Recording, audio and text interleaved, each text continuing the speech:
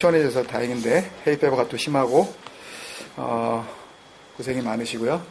고재 수사님 수술이 잘 마치셨다고 다들 소식 들으셨겠지만 이제 회복하는 게 생각보다는 그렇게 또 쉽지만은 않은 것 같아요. 또 마취가 이렇게 깨어나고 또 뭐 우리가 아주 젊은 물론 더 나이 드신 분들이 들으면은 뭐라고 한 소리 하시겠지만 또 그래도 이렇게 아주 젊은 나이는 아니기 때문에 회복하시는데 또 어려움이 있으신 것 같습니다. 우리가 오늘 저녁에 또 합심해서 기도하실 때 고집사님 위해서 주님께서 우리가 지금 이 시간에 기도하는 동안 또 친히 하나님의 치료의 손길로 회복시켜 주옵소서. 같이 기도해 주시면 감사하겠습니다. 쉽게 나누고 깊이 생각하는 예수님의 비유설교 23번째 시간, 우리가 익히 잘 들어서 알고 있는 이 달란트 비유입니다. 달란트 비유는 뭐 여러 가지로 우리가 경로를 통해서 들었기 때문에 사실은 뭐 다시 이 이야기를 갖다가 이렇게 정리하지 않아도 돼도 여러분들이 다 아실 줄로 믿습니다. 근데 지금까지 알고 왔던 것이 이게 과연 주님이 말씀하시려는 것과 맞는가 하는 것들을 우리가 한번 생각해 봐야 될 필요가 있는데요. 먼저 그것에 대한 이 지난주와 연결해서 좀 우리가 먼저 생각을 해보면 이 마태복음 자체가 가지고 있는 그 분위기가 가면 갈수록 이 주님과 기존 이 종교 권위자들 간의 갈등이 점점 고조돼 가고 있는 그런 분위기거든요. 흐름 자체가 마태복음의 흐름이 좀 그렇습니다.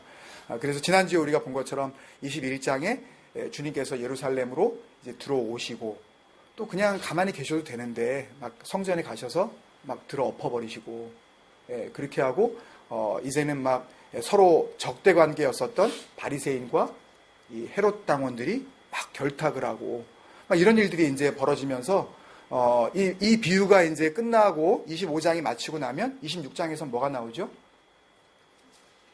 네, 이제 뭐 별로 이제 남지 않았어요. 26장, 27장, 28장이기 때문에 26장은 잡히시는 거고 27장은 십자가에 달려서 돌아가시는 거고 무덤에 묻히시는 거고 28장은 마지막 마태복음 28장으로 부활하셔서 이제 제자들에게 마지막 지상 명령을 주시고 이제 승천하시는 그런 장면이란 말이죠. 그래서 지금 이 장면은 특히 이 마태복음 25장은 그 기존의 이 종교 권위자들의 세력과 예수님 간의 이 갈등이 가장 이 최고조로 지금 치달리고 있는 그런 순간이라는 것을 우리가 일단 기억을 할 필요가 있고요. 이 상황에서 주님께서 과연 여유롭게 이제 이 이야기 하시고 나면 십자가에 달리셔야 되는데 여유롭게 너희들 가지고 있는 재능 잘 활용해라. 너희들 다 재능이 있다. 그 재능을 묵혀두면 너네 나중에 천국 못 간다. 이 이야기 하셨겠느냐는 겁니다. 마태복음 25장의 주제가 뭐라 그랬죠? 지난주에? 기억나시는지 모르겠는데. 예? 돌아오라. 다 좋습니다. 그러니까 마지막 때를 준비하라. 이런 이야기거든요. 그러니까 다시 말씀드리면 이런 이야기로 우리가 귀결을 지을 수가 있습니다. 그러니까 정말 하나님을 믿는 백성이라면, 잘 들으셔요. 정말 하나님을 믿는 백성이라면 마지막 때이기 때문에 그렇게 살아가느냐, 아니면 하나님을 믿기 때문에 그렇게 살아가느냐. 예를 들어서 이제 그런 소문이 돈다며요. 말춤을 추는 사람 보는 그거를 따라하는 사람이 숫자가 12자리, 그게 10억이라며요, 그게요. 그러니까 그 조회수가 결국은 10억이 넘어가는 그 순간에 지구 종말이 온다, 이런 얘기가 돈다고 한다며. 그거 못 보셨어요? 그러니까는 이게 일십 백천만 해가지고 10억이 그게 공이 12개인가 보죠. 하여튼 근데 그렇게 지금 8억인지 하여튼 9억인지 가고 있는데 그게 하여튼 12자리 공이 되고 전 세계가 그렇게 말춤을 추기 시작하면 그 12자리가 딱 넘어가는 순간 뭐 지구의 종말이 온다 뭐 이렇게. 그러니까 그런 식으로, 그러니까 종말론자. 예전에도 그런 말들이 많았는데 종말론자는 뭐냐 하면 옛날에 알았는데 그 단어도 다 까먹었는데요. 그러니까 이제는 며칠 안 남았으니까 옛날에 그런 일들이 많았거든요. 예를 들면은 12월 뭐 31일 날 예수님이 오신다. 그러니까 이제 있는 거 다 팔고 예수님이 오시는 그날을 그냥 준비하자라고 하는 그런 식으로 살아가는 사람들. 그러니까 이제는 뭐 일하는 것도 의미가 없고 공부하는 것도 의미가 없고 뭐 돈 가지고 있는 것도 의미가 없고 다 정리해서 교회에다 그냥 갖다 바치고 그리고 주님 이제 뭐 한 다음 주면 오시니까 이제 옷 하얗게 입고 요한계시록에 나오잖아요. 막 흰옷으로 막 이렇게 입혀주시고 그러니까 흰옷으로 갈아입고 그리고 이제 주님 오시는 것 같다 기대하자. 찬양만 하고 있자. 이런 식으로 이제 극단적으로만 그 주님이 오신다는 것을 그런 식으로 이제 적용하는 사람들, 이런 사람들이 종말론자라고 하는데 종말론적인 삶을 살아가야 되는 거죠. 종말론자가 돼서는 안 되는 것입니다. 그러니까는 주님께서 오실 수 있다라는 생각을 가지고 있는 것과 정말 주님께서 다음 주에 오신다라고 하는 것과는 그 큰 차이가 있는 것입니다. 그런데 지금 이 마태복음 25장에서 주시려고 하시는 말씀은 마지막 때를 살아가는 사람들의 삶의 모습이 어때야 하는가라는 말씀을 주고 계신 것이 분명하다면 또 그것을 어떻게 알 수 있냐면 오늘 14절에 나오는 또라는 단어에서 알 수 있는데요. 이 또라는 이 헬라어 단어가 호세페르라는 단어인데요. 호세페르라는 이 단어는 영어로 하면 exactly like입니다. 그러니까 똑같다는 얘기예요. 뭐하고 똑같다는 얘기예요?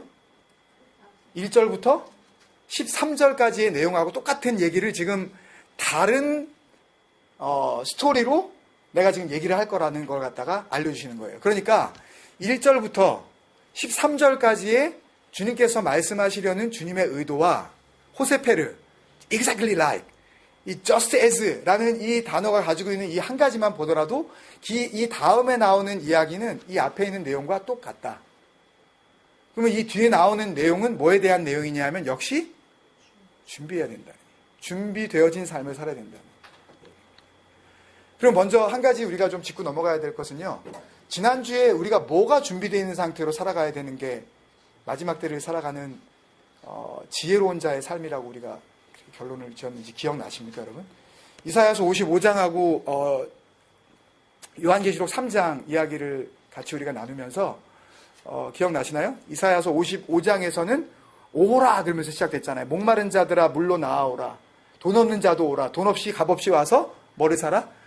포도주와 젖을 사라 그랬잖아요.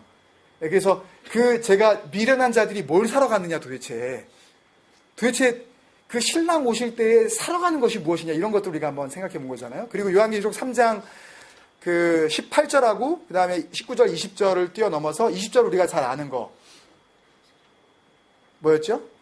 20절. 예, 볼지어다. 내가 문 밖에 서서 두드리노니 누구든지 내 음성을 듣고 문을 열면 내가 그에게로 들어가 그로 더불어가 중요한 겁니다. 그로 더불어 먹고 그는 나로 더불어 먹으리라. 그러니까 그와 내가 막 하나가 되는 거예요. 그러니까 주님과 내가 동떨어진 주님은 주님, 나는 나 이런 식으로 살아가는 게 아니라 하나 되어지는 삶. 그거를 우리가 늘 그 말씀 나누면서 뭐라 그랬죠? 한 단어로? 주님과 내가 하나 되어지는 삶. 임마누엘. 예, 임마누엘. 그러면 주님께서 지혜로운 자들이라고 했었던 그 지혜로운 자들은 뭘 산 거예요? 임마누엘을 산 거죠. 값 없이 돈 없이. 은혜로. 그죠? 그걸 은혜라 그러죠. 값 없이 돈 없이. 원래는 돈을 주고도 못 사는 건데 그걸 아예 돈도 안 받고 그냥 주신 걸 은혜죠. 은혜, 이 grace라는 의미 자체가 받을 자격이 없는 사람이 받은 것을 의미하는 거잖아요. 전혀 받을 어떤 그런 대상이 아닌데 용서함을 받은 경우 이게 은혜잖아요, 그죠? 그래서 이 뒤에 나오는 이 호세페르라는 한 단어만 우리가 잘 알더라도 사실 이 달란트 비유를 가지고 예를 들어서 주님 앞에 헌신해야 된다든지 예를 들어서 여러분들이 가지고 있는 재능을 그렇게 묵혀두면 안 된다든지 이런 식으로 해석을 하면 안 되는 겁니다. 이건. 아무리 그게 그런 식으로 해서 우리가 은혜를 받고 도전을 받아서 주님 앞으로 나온다 할지라도 말씀을 잘못 해석하면 안 된다고요. 주님은 마태복음 25장을 통해서 뭐를 얘기하시려고 그러는 거예요? 호세페르. 똑같다. 내가 언제 올지 모른다. 그러니 깨어 있어라. 이 얘기하신 거 아니에요?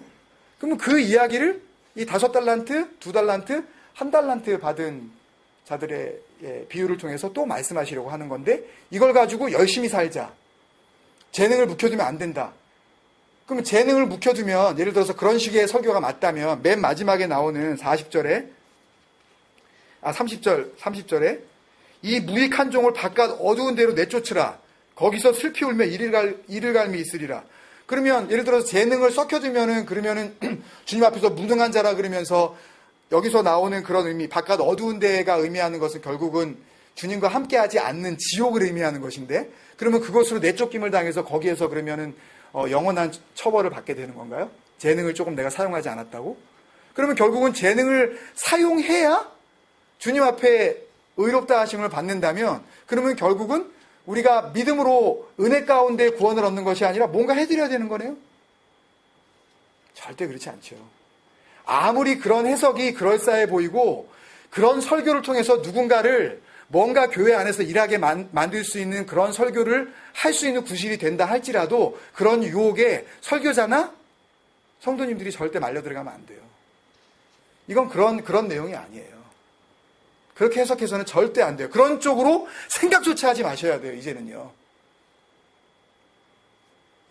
여기서 결론이 뭐겠어요? 이미 우리가 말씀드렸죠. 결론이 뭐겠어요? 결론이 임마누엘이에요.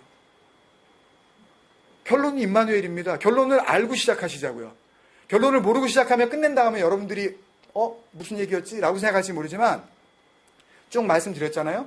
이 이야기의 결론이 왜 임마누엘이 될지에 대해서 미리 말씀드렸잖아요. 호세페르 똑같다. 그리고 그 전에 있었던 비유를 통해서 주님께서 뭘 깨어있고 뭘 준비하라 그랬는지 그거를 우리가 알았잖아요. 이사야서를 통해서 요한계시록을 통해서 구약과 신약에 나오는 말씀을 통해서 우리가 분명히 붙잡았잖아요. 정말 준비된 삶이 뭐라는 거, 그리고 정말 지혜로운 사람이 지혜로운 삶이 뭐라는 거, 그리고 주님 앞에서 또 그렇게 깨어있는 삶이 뭐라는 거, 이거에 대해서 우리가 이제 알게 된 거잖아요. 간단히 한 번만 살펴보겠습니다. 파워포인트 먼저 주시면. 그럼 달란트 비유의 목적은 그거예요. 그러니까 은사를 받았으면 그 은사를 활용해라. 은사를 활용 안 하면 그러면 하나님의 버림받나요? 예를 들어서 방언의 은사를 받았어요. 근데 방언의 은사를 받은 사람이 어쩔 때는 방언으로 기도하다가 어쩔 때는 또 방언으로 기도 안 해요. 그리고 어쩔 때는 또 방언으로 안 하다가 또 어쩔 때는 하고 이 사람이 했다 안 했다가 막 그래요. 그러면은 주님이 보시기에 왜 너 줬는데 왜 너 그 땅에다가 묻어두냐? 이런 식으로 이게 평가가 되겠냐는 거죠. 그죠? 그 자체로 은사는 단지 선물일 뿐인데 어떤 하나님께서 교회에 덕을 세우기 위해서 주신 어떤 하나의 능력인데 그 능력을 썼느냐 안 썼느냐에 따라서 천국이냐 지옥으로 이렇게 갈리냐. 그런 이론을 주장할 수가 있을까요, 여러분? 대답을 한번 해보세요. 없죠. 은사를 내가 잘 활용했느냐 안 했느냐는 그것을 통해서 주님께서 더 기뻐하시냐 아니면 그 은사가 더 충분히 쓰여지지 않은 것에 대해서 조금 섭섭해 하실 수 있는지 그것까지는 잘 모르겠어요, 우리가. 그렇지만 그것 가지고 지옥과 천국이 나누어지겠느냐라는 것에 대해서 우리가 분명하잖아요. 아니지요. 그죠?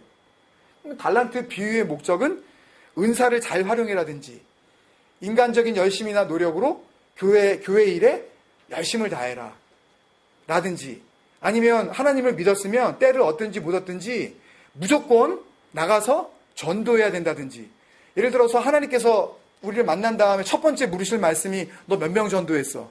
라고 그렇게 설교하시는 분들이 가끔 있는데 하나님이 그거 물으시겠어요? 그러면 전도를 몇 명 했으면 구원받고 전도를 몇 명 못했으면 구원 못 받나요? 그 자체가 중요한 게 아니죠. 하나님께서는 뭘 보시는 거예요, 언제나? 중심을 보시잖아요. 그 마음 가운데 정말 저 믿지 않는 영혼을 향해서 내가 하나님 믿으라고 지금 말은 하지 못하지만 그 영혼을 향해서 내가 정말 불쌍히 여기는 마음, 그 영혼을 앞에 두고 주님을 향해서 내가 중보하는 마음으로 주님 이 영혼 살려주옵소서. 이러면은 주님께서 역사하지 못하시나요? 내가 입을 열지 않았기 때문에, 하나님 믿으라고 내가 말하지 못했기 때문에, 그러면 내가 그때 말하지 않은 거 가지고 하나님 앞에 처벌받냐는 거예요. 성경이 도대체 어떻게 우리에게 그렇게 말씀하시고 있냐는 거예요. 절대 그렇지 않잖아요. 결국은 이 달란트 비유의 목적은 열심히 교회 생활을 해라라든지, 전도 안 하면 너희 지옥 간다라든지, 아니면 받은 그 탤런트를 제대로 활용하지 않으면 너희들 나중에 하나님 앞에서 이제 뭐 심판받든지 그런 내용의 목적이 아니라는 거죠. 그러면 뭐냐는 거예요? 넘겨줘 보세요. 14절에서부터 15절에 그 나오는 내용을 잠깐씩 그 핵심만 조금 제가 살펴보면요. 마태복음 25장 14절에서부터 15절에 나오는 내용은요. 이 주인이 외국으로 가면서 종들을 불러서 자기 소유를 맡기는 거예요. 자기 종들에게 소유를 맡기는 것을 페쿨리움이라고 불렀습니다. 그 당시에 예수님 사시던 당시에 주인이 종에게 자기 소유를 맡기고 그 소유를 활용을 하라고 주고 가는 그 경제 제도가 페쿨리움이라는 제도예요. 이 제도를 아예 모르고 있는 상태에서 이 달란트 비유를 보기 때문에 이 달란트 비유를 재능 활용이나 잘해라 이런 쪽으로 그냥 결론을 맺고 마는 거예요. 근데 이 페쿨리움은요, 누구에게 주어지냐 하면 종에게 주어져요. 이 종들은 여러분들이 아시는 단어인데 둘로스라는 단어예요. 이 둘로스라는 단어는 뭐냐면 단순한 서번트가 아니라 슬레이브예요. 그냥 집에서 이렇게 가사일을 도와주는 뭐 도우미, 무슨 뭐 옛날에 뭐 가정부 뭐 이런 그 정도의 수준이 아니라 아무런 권리와 자기 인간적인 인격적인 그런 이 가치를 인정받지 못하는 노예라고요. 노예에게 지금 돈을 주는 거예요. 여러분 기억나시죠? 달란트가 얼마나 큰 돈이었는지. 원 달란트가 이 탈란돈, 원어는 탈란돈인데요. 이 원 탈란돈이 몇 데나리온이라 그랬어요? 6,000 데나리온. 원 데나리온이 1 데나리온이 노동자 하루 품삯이라 그랬잖아요. 그러면 1 달란트가 6,000 데나리온이라면 그러면 결국은 6,000 데나리온은 그 원 데나리온이 하루 벌어서 며칠을 6,000 데이즈를 벌어야 뭐가 되는 거예요? 1 달란트가 되는 거예요.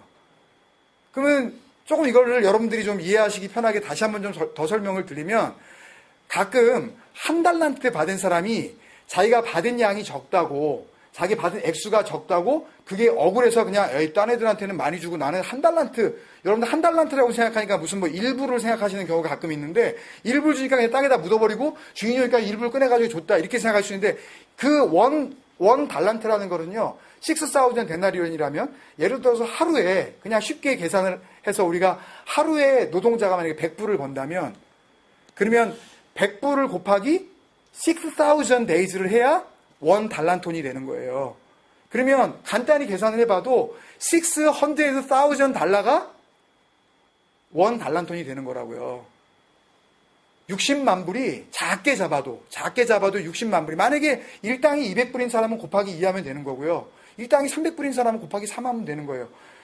얼마나 큰 돈이에요. 적지 않은 돈입니다. 노예로서 도저히 자기 생애에 꿈도 꿀 수 없는 그런 어마어마한 액수의 돈을 받은 거예요. 공이 다.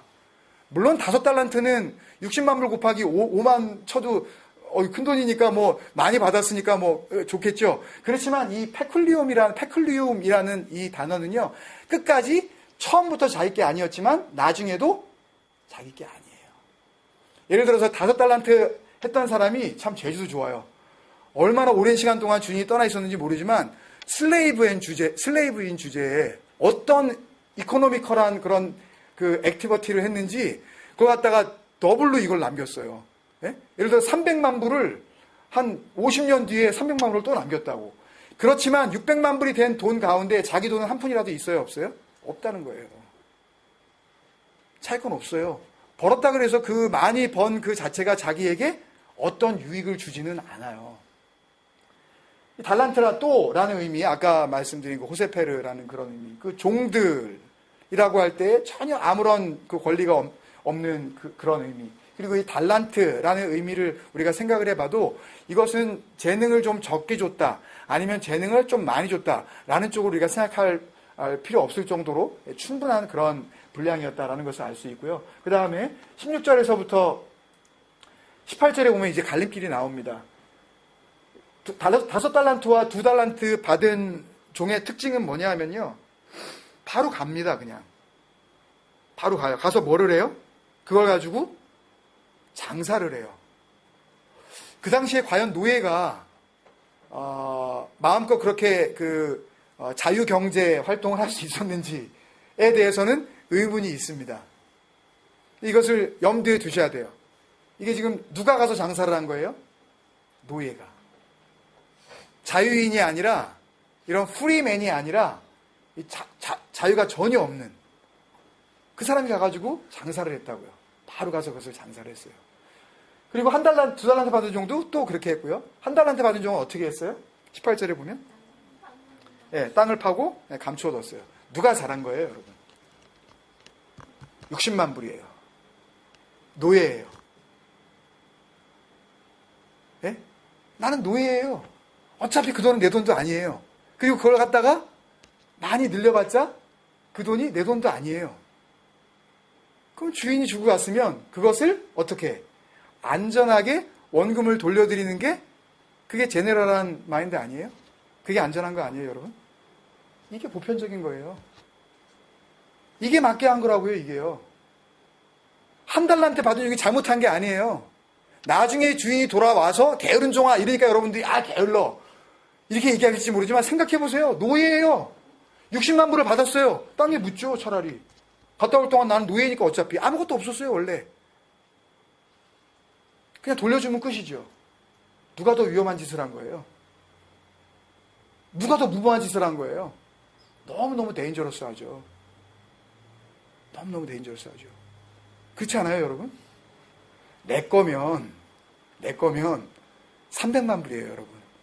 5달란트입니다. 다 없어진다 한들, 에이, 망했네. 뭐 자기가 가슴을 치고 말겠지만 주인 거예요. 없어지면 나중에 어떻게 해요? 가뜩이나 노예인데 뭐라 그래요? 이제 나 죽었다. 이제. 그 위험에 자기 스스로가 나아간 거예요.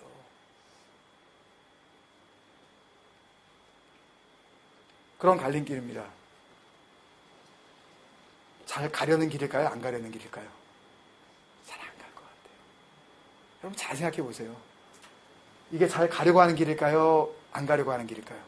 저는 대부분의 노예는 이 길을 택할 것 같아요. 이게 지혜로운 자죠? 저게 지혜로운 자가 아니에요. 무모한 자예요.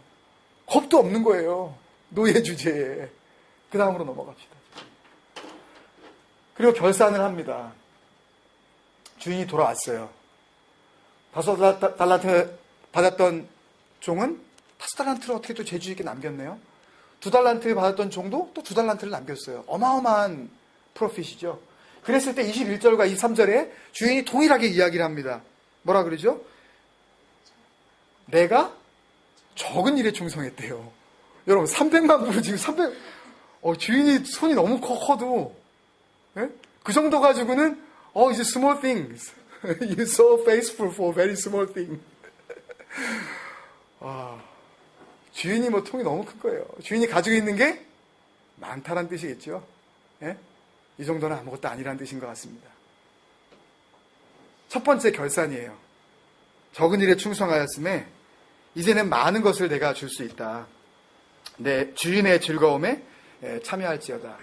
또 똑같이 23절에도 똑같은 칭찬을 주셨어요.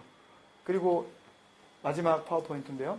24절부터 30절 1달란트 받았었던 종에 대한 그 두 번째 이제 결산 내용이 나오는데 주인의 평가가 26절과 30절에 나옵니다. 주인이 대답합니다. 내가 가지고 있던 대로 그대로 줍니다. 그랬더니 주인이 악하고 게으른 종아. 그리고 30절에 이 무익한 종아. 이렇게 이제 결정이 나버렸어요.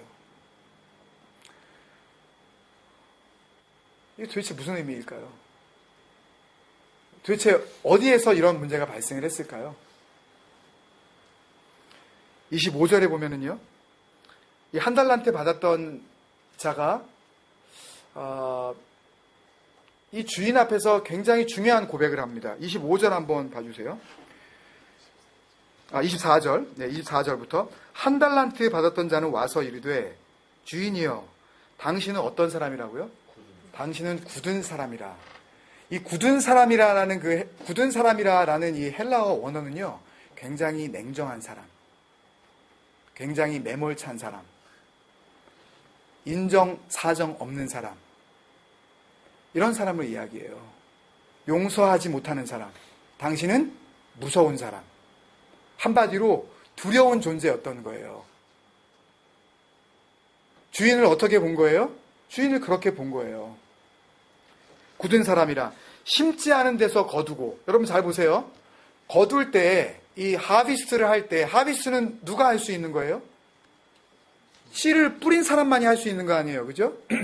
농부가 씨를 안 뿌리고 하비스트 한다는 건 말이 안 되잖아요, 그죠? 그리고 두 번째는 해치지 않은 데서 모은다. 이거는 뭐냐 하면은 추수를 한 다음에 그 다음에 이렇게 곡식들을 잘 이렇게 흩어놓고서 그것을 갖다가 잘 타작을 치고 그리고 다시 모으는 그런 과정을 이야기하는 거거든요. 그러니까 무슨 이야기냐 하면 타작도 안 하고 곡식들을 갖다 다 걷어들인다. 무슨 이야기냐 하면 다시 말씀을 드리면 남의 것을 그냥 이렇게 강제로 빼앗아 버린다라는 그런 의미예요. 그러니까 무슨 이야기냐 하면 주인에 대해서 어떻게 생각하고 있는 거냐 하면 이 한 달란트 받았던 종은 당신은 굉장히 두려운 사람입니다. 굉장히 무서운 사람이라서 손 하나도 안 대고 당신은 남의 것을 그냥 빼앗을 수 있는 사람 아닙니까? 그렇기 때문에 내가 뭔가를 더 남기는 것이 의미 없다는 것을 내가 알고 있었습니다. 그래서 25절에 이렇게 이야기죠. 그래서 두려워해서 그런 당신의 캐릭터를 내가 알고 있었기 때문에 내가 그게 두려워해서 당신의 달란트를 감추어 두었나이다. 보소서 당신의 것을 가지셨나이다. 이렇게 결론이 그렇게 끝나버리고 말았어요. 도대체 여기서 주님께서 하시고자 하시는 말씀이 무엇이었을까 하는 것입니다. 여러분, 주인이 만약에 이 종들과 함께 있었다면 종들이 어떠했을까요? 받았던 아까 페쿨리움을 가지고 주인이 나의 움직임을 본다는 것을 알고 내가 무엇을 하는지 그 나의 모든 삶을 보고 있다는 것을 알기 때문에 내가 최선을 다해서 그것을 활용하겠지요. 왜냐하면 주인이 나에게 맡겼을 때는 단순히 그것을 둘 데가 없어서 보관하라고 준 것이 아니라는 것을 받은 사람이 알고 있었기 때문에 그래요. 주인은 그것을 그냥 묻어두는 것을 몰라서 종들에게 주었겠느냐 하는 것입니다. 여기서 주님께서 말씀하시려는 것을 저는 그렇게 발견을 합니다. 없지만 있는 것 같이, 안 계시지만 계신 것 같이. 임마누엘입니다, 여러분. 정말 종들이 임마누엘 하는 자기 주인을 그랬다면 어떻게 살아가야 할지 삶의 모습이 분명했을 것이라는 것입니다. 남겼느냐 안 남겼느냐의 자체에 대해서는 사실은 주인이 그렇게 거기에 대해서 중요하게 여기지 않는 거예요. 왜? 주인은 가진 것이 많기 때문에. 그리고 주인이 여기에 또 말씀을 하죠. 27절에 내가 마땅히 네가 그렇게 만약에 돈을 묻어둘 정도라면 내가 마땅히 내 돈을 취리하는 자들에게 맡겼다가, 그러니까 이 이자를 주는 사람에게 예를 들면은 고리대금업이나 은행에다가 차라리 이 돈을 맡겼다가 내가 돌아와서 내 현금과 함께 이자를 받을 수 있는 거 아니냐. 내가 뭐 때문에 너에게 맡겼겠느냐. 너에게 맡길 때에는 맡긴 이유가 있는 것이다 라고 하시면서 주셨다면 결국은 남기느냐 안 남기느냐의 문제는 주인이 중요시 여기고 있었던 것이 아닙니다. 한 가지 예를 드리고 말씀을 마치려고 해요. 두 아이가 있는 아빠가 있었습니다. 큰애는 둘째보다 좀 공부를 잘 못했어요. 둘째는 공부를 잘합니다. 근데 아이들이 컴퓨터를 사달라고 해서 다 컴퓨터를 사줬어요. 공부에 꼭 필요하다고. 근데 큰애는 성적은 잘 나오지 않지만 해보려고 무던히 애를 써요. 그래서 아빠가 계시던 계시지 않든 최선을 다해서 컴퓨터를 바르게 활용을 합니다. 그런데 이 둘째 아이는 머리가 어떻게 영특한지 공부를 별로 안 해도 시험은 잘 봐요. 그래서 아빠한테 늘 칭찬을 받아요. 그런데 아빠가 안 계실 때에는 그 컴퓨터 가지고 뭐예요? 예, 게임해요. 그리고 아빠가 딱 오는 순간에 뭘로 바꿔요? 예, 공부하는 사이트로 싹 바꿔놔요.